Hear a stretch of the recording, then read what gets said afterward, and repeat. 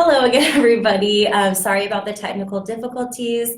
I hope you can hear us now. And if you can't, or if you're having trouble hearing us, please let us know. Again, we really apologize for that.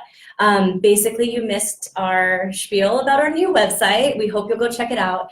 And we had only just got started on our questions, so we'll go ahead and proceed there. But yeah, basically we wanted to kind of set up the context for our conversation today. So many people tuning in may already know, but for those of you who have only recently learned about our state's #terrible tax code, can you remind us what we mean when we say our tax code is upside down and why it's important that we turn it right side up? Yeah, so when we say we have an upside down or regressive state and local tax code, what we mean is that if you break the population into income groups from poorest all the way up to the richest 1%, we mean that state and local taxes for the poorest fifth of households amount to about 18% on average of household income among that poorest fifth.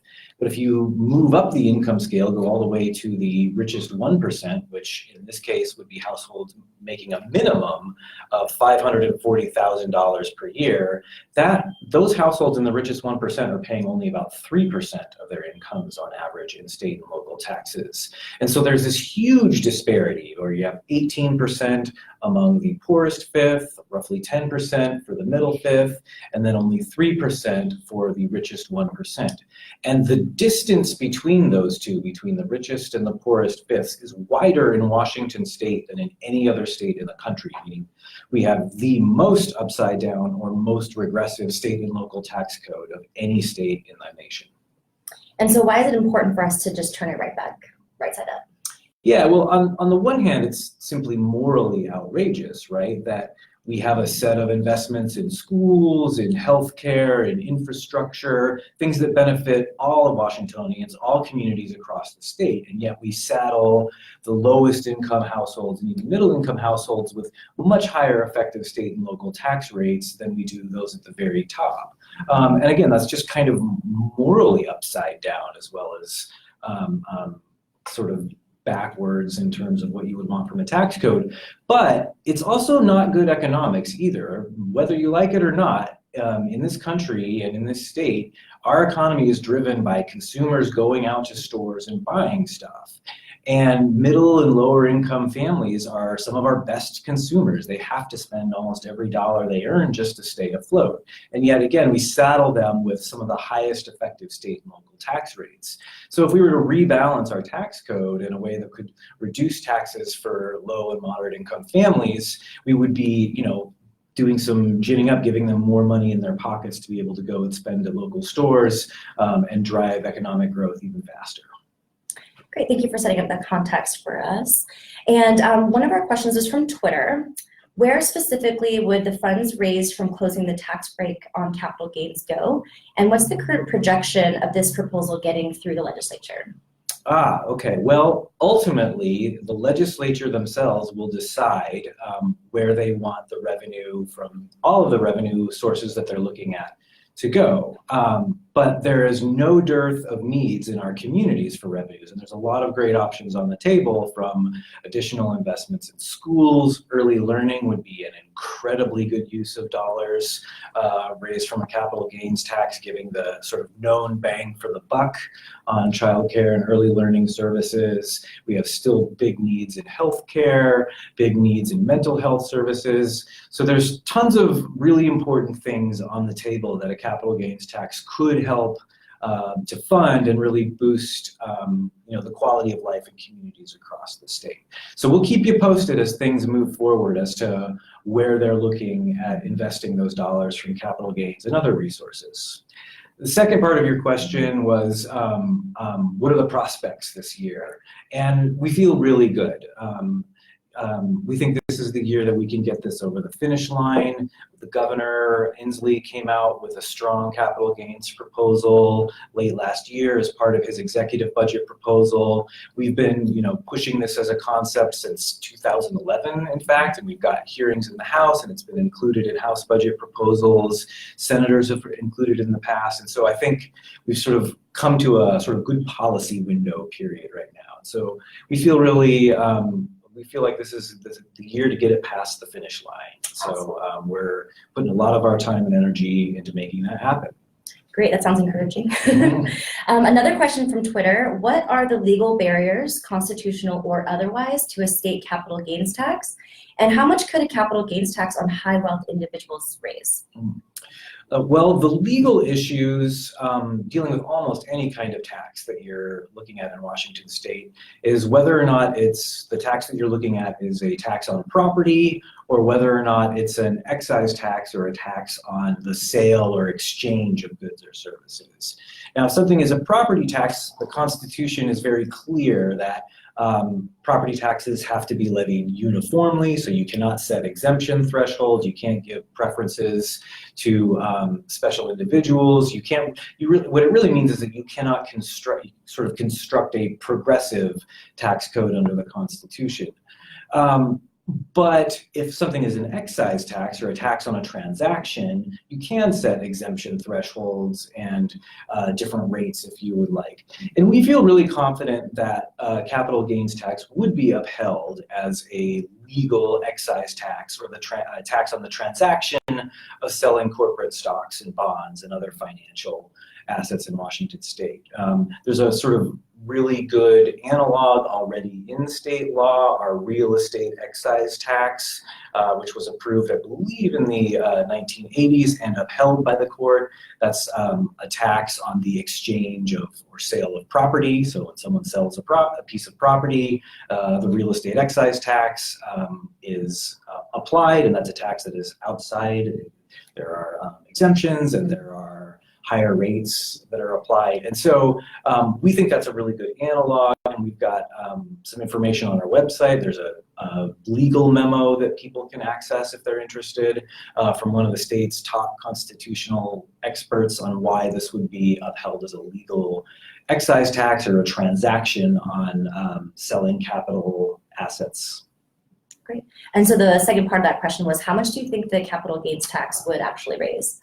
Yeah, so that obviously depends on how the tax is structured. How much do you exempt? Do you exempt the first 25,000 or 10,000 or 5,000 or even higher? And then what rate do you apply? And so if you move those variables around, you can get different levels of revenue. But if we look at the governor's proposal, he proposed to exempt the first $25,000 in capital gains for a single filer and $50,000 in gains for a married couple, and then apply a rate on the amount above those thresholds of 9%. That would raise a little under $1 billion in the first year of implementation, and then over $1 billion in future years as the economy grows and as more, they assume some level of compliance. Some people won't pay the tax in the first year because they won't be aware of it. The bottom line is we're talking about a significant chunk of change for communities here, well over $1 billion. So we're going to pause right there because it sounds like there might be a question from the live comment section that we'll just go ahead and head to. What's the question, Melinda? Yeah, the great folks at Balance Our Tax Code asked if Andy could explain who would actually be paying the capital gains tax. So this gets to the exemption threshold question. So all capital gains in general are heavily concentrated. In fact, they're more heavily concentrated among people at the very top of the income and wealth spectrum than pretty much any other type of financial resource out there. They are a major driver of inequality. And so, we released a blog post not too long ago, which you can check out on our website, showing that the rich, or people that make a minimum of $1 million per year, at least $1 million per year, claimed almost or more than 2/3, 67% of all capital gains in Washington state. So you have this tiny group of people, millionaires and billionaires, claiming the lion's share of capital gains. And what that means is that you can set a fairly low exemption threshold and effectively exclude the vast majority of the population from ever paying any capital gains taxes. And so the governor's proposal would apply to only about 42,000 people in the state, which is 1.4% of total federal tax filers in Washington state. So just setting a small little exemption threshold effectively excludes the vast majority of Washingtonians. So the answer is that almost exclusively would be paid by millionaires and billionaires, and it's a pretty small share of the population at that. Thanks for the question. Another question that we got from Facebook actually relates to the thresholds that you were mentioning, and the question is, how was the 25,000 and 50,000 threshold for the capital gains tax determined? So as I was saying, it doesn't take much. In fact, when we've initially started proposing this way back in 2011, we were looking at just $5,000 exempt for singles and $10,000 for married couple. And even that would have effectively excluded the tax to the richest 2% of the population. Most ordinary Washingtonians don't ever get capital gains above a few $1,000s, if that, per year. Why the governor went with $25,000 and $50,000, I don't actually know the sort of inner conversations that went into that. I think they wanted to pick a threshold that would maximize revenue and would, sound like it wasn't going to impact normal Washingtonians.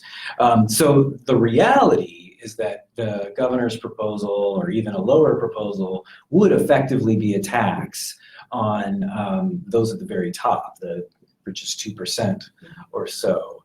But I would expect that moving forward in the legislative session, you'll see proposals coming out where they raise that threshold somewhat. And again, not because of there's sort of a need to further target the tax to those at the top, but because 25,000 and 50,000 probably sounds to some people like it might apply to them one day. And so to reassure constituents that this is really truly a tax on, the wealthiest Washingtonians who have done, who have fared the best, have reaped the lion's share of economic growth over the last few decades, that this is a tax that would apply to them. So I wouldn't be surprised to see higher exemption thresholds as we move forward.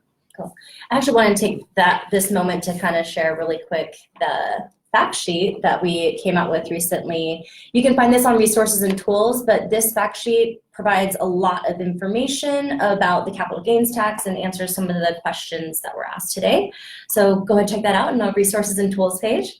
The last question that we have collected from, or that we wanted to share about, is that just yesterday you talked about kind of the income disparities and things like that. But yesterday you published an analysis that exposes the racial wealth inequity nationwide. And what does that wealth inequity look like, and how could the capital gains tax begin to rectify the imbalance? Yeah, so there's been a lot of conversation in recent years around income inequality and a growing conversation around wealth inequality. But wealth inequality is really the more stark and in some ways the more problematic of the two. And the gap in general, just among households with low or moderate amounts of wealth and high wealth households, is large and growing. But capital gains and financial assets are a real driver of that. And so we thought it was important to bring that into the discussion. And then really importantly, you can't talk about generic sort of wealth gaps without talking about racial disparities going forward. And those are really stark, especially when it comes to disparities in financial assets. So the post that we put forward shows that nationwide, the median amount of or value of financial assets among white Washingtonians is so much higher than for certain communities of color. And so the graphic that, thank you, shows here that the median, again, this is just the person in the middle, the household in the middle, the median white household has $51,000 in financial assets value. But by contrast, Black households have only $4,000 and Latinx households have only $3,000 in financial assets. And so this huge disparity is a result of, long-standing racist laws and policies and, laws in which not only were people of color systemically, locked out of opportunities to collect wealth, but they had their wealth legally stolen in a number of cases. And so, I don't want to claim that applying a tax on capital gains is going to totally right the ship, and that, we will erase, racial wealth disparities by doing this. But it would be a meaningful step towards addressing this huge disparity that we have. And it would generate a lot of resources, as we showed, towards healthcare, childcare, schools, things that would help communities of color who are still, bearing the ongoing brunt of these, systemic racist policies from the past and some from the present. Things that would help them start to collect some revenue or collect some wealth for themselves or families in their communities. Yeah, it was a really stark contrast just seeing that graph. So thank you for sharing that. It looks like we have more questions from the live. We do. We have 2 more questions. I'll start with the first one, which is there are a number of proposals in Olympia this year to help balance our upside down tax code. Can you talk about the proposals related to property tax exemptions for seniors with fixed incomes? Yeah, so we at the Budget and Policy Center are, if you follow us at all, we are big fans of sort of smart, targeted policies. And so when we're looking at the distribution of taxes, how upside down the tax code is, there are obviously different ways that you could tackle it. Understandably, a lot of people and a lot of policymakers conclude, well, we've got this upside down tax code. It's driven by regressive taxes like the sales tax, the property tax, a few other things. If we just lower those taxes or lower the rates, we can address the regressivity. And the reality is not quite as clear as that. That yes, it's true that low-income households pay a higher share of their incomes in sales taxes and property taxes, but all households pay those taxes. And so if you lower the sales tax rate or the property tax rate, you wind up wasting a lot of the cost, the amount of revenue foregone on higher income households that wouldn't meaningfully benefit and might not even notice the impact of those tax cuts. And so it's a really inefficient way, just lowering the sales tax rate or the property tax rate, of addressing the upside down nature of the state tax code. A smarter way is to target families, households that would meaningfully benefit. And so, we're big proponents of the Working Families Tax Credit, which is a targeted tax break for lower and moderate income families in our state. And if you put a lot of money into that, you could significantly reduce the effective tax rate and sort of the bite of the upside down tax code. And then finally, getting around to the question, the property taxes are a little bit tough, as I mentioned, because of the Constitution. You're very limited in what you can do. You can't really do an ordinary type of targeted tax break. But the Constitution does allow for differential property tax treatment of seniors, people with disabilities, and veterans. And so we've been big proponents of a proposal this year to improve the existing senior property tax exemption, which is a good program, but very limited. The maximum income that a senior can have to participate in the program is $40,000 a year. And in high cost areas of the state like King County, that's a very low income household right there. It's also pretty difficult to apply for the program. And so the proposals this year would peg the exemption threshold. It would increase it, first of all, which is important, and then peg it to median county income so you can account for disparities in cost of living across the state. And so that's a really important thing.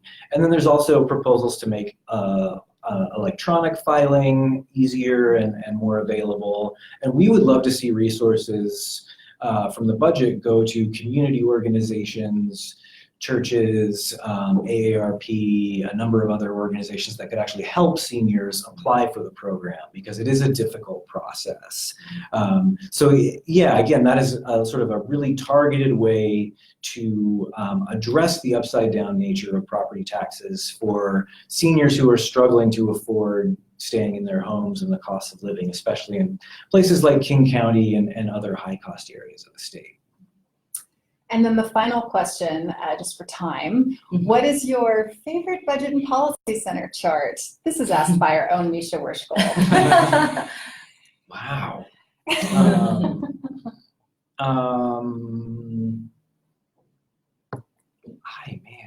I want to be honest in this answer. Kim Justice, a number of years ago, did a really good one showing sort of how the state budget cuts had sort of cascaded throughout the course of the recession.